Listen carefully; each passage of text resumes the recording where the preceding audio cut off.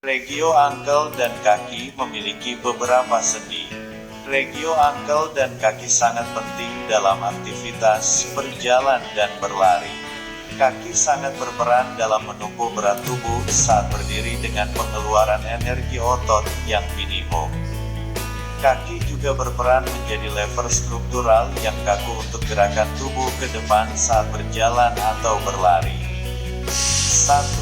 Tibiofibular joint. Secara anatomis, bagian superior dan inferior sendi terpisah dari ankle tetapi berperan memberikan gerakan aksesori untuk menghasilkan gerakan yang lebih luas pada ankle. Tibiofibular superior joint adalah sendi synovial plane joint, dibentuk oleh caput fibula dan pancet pada bagian posterolateral dari tepi condylus tibia. Tibiofibular inferior joint adalah sindesmosis dengan jaringan fibrous antara tibia dan fibula. Tibiofibular inferior joint ditopang oleh ligamen interosseus tibiofibular serta ligamen tibiofibular anterior dan posterior. Gerak yang dihasilkan adalah gerak slide. Pada saat dorsifleksi dan plantar fleksi ankle terjadi sedikit gerakan aksesori dari fibula. Pada saat plantar fleksi ankle, malleolus lateral fibula akan berotasi ke medial dan tertarik ke arah inferior serta kedua malleoli saling mendekati. Pada sendi superior, caput fibula akan slide ke arah inferior.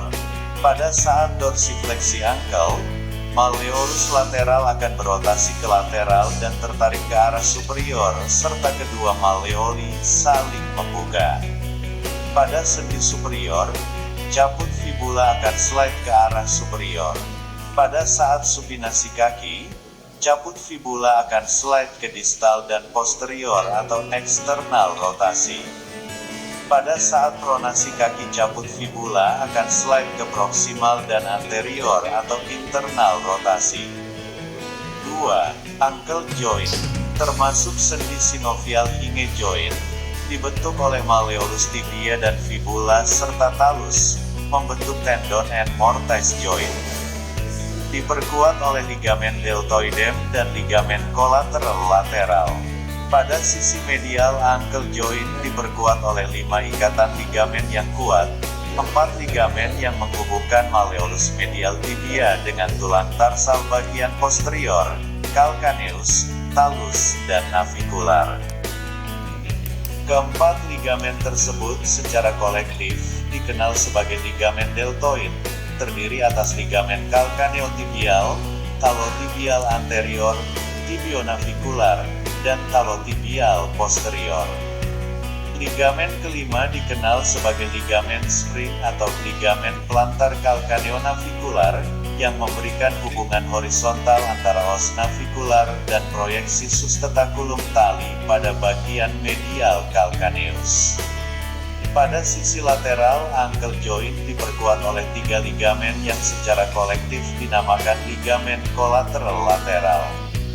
Ketiga ligamen ini menghubungkan malleolus lateral dengan bagian upper lateral dari calcaneus serta bagian anterior dan posterior talus, yang terdiri atas ligamen calcaneofibular, talofibular anterior, dan posterior. Ligamen lateral lebih lemah daripada ligamen medial, dan ligamen talofibular anterior paling lemah di antara semua ligamen and clay. Permukaan yang konkav adalah mortise, yang dibentuk oleh malleolus tibia dan fibula. Permukaan yang konveks adalah talus, yang berbentuk kerucut dan melebar ke arah anterior dengan apeks mengarah ke medial.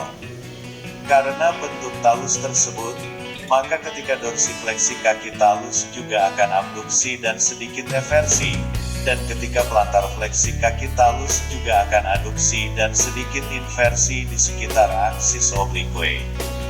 1. Subtalar joint, termasuk sendi synovial plane joint, dibentuk oleh permukaan inferior talus dan superior calcaneus. Diperkuat oleh ligamen deltoidem, ligamen lateral, ligamen talocalcanea interosseus, ligamen talocalcanea posterior, dan lateral. menghasilkan gerak pronasi dan supinasi serta inversi dan eversi secara pasif. Pada saat close kinematika, berperan mengurangi gaya rotasi dari tungkai dan kaki. Permukaan yang konveks adalah kalkaneus yang bergerak terhadap permukaan yang konkav yaitu talus. 2. Talonavicular joint. Secara anatomis dan fungsional merupakan bagian dari talokalkaneonavicular joint. Distabilisasi oleh ligamen deltoid, bifurcatum, dan ligamen talonavicular dorsal. Bersama-sama dengan subtalar joint menghasilkan gerak pronasi dan supinasi, terjadi gerak aksesori navikular yang disertai oleh gerak abduksi dan aduksi, inversi dan eversi. 3. Transversal tarsal joint. Biasa dikenal dengan Chopard's joint. Secara fungsional, merupakan sendi gabungan dari dua sendi, sisi medial oleh talonavicular joint dan sisi lateral oleh calcaneocuboid joint, walaupun secara anatomis terpisah. Yang paling besar menstabilisasi adalah ligamen calcaneocuboid atau ligamen plantaris yang panjang dan pendek. Berpartisipasi dalam gerak pronasi dan supinasi kaki, gerak aksesori pasif abduksi-aduksi, inversi eversi. 4. Intertarsal dan tarsometatarsal joint. Baik intertarsal maupun tarsometatarsal joint merupakan plain joint non-axial. Gerakan yang dihasilkan adalah gerak slide. 5. Intermetatarsal joint. Sendi-sendi ini mencakup dua set sendi side by side, yaitu antara basis metatarsal 1 dan basis metatarsal 2 dan seterusnya. Sendi-sendi tersebut tergolong non-axial joint. Sendi-sendi antara cabut metatarsal adalah bagian yang penting dari arkus metatarsal.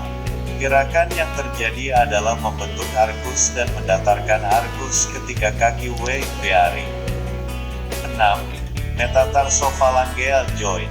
Sendi-sendi ini adalah modifikasi condyloid joint.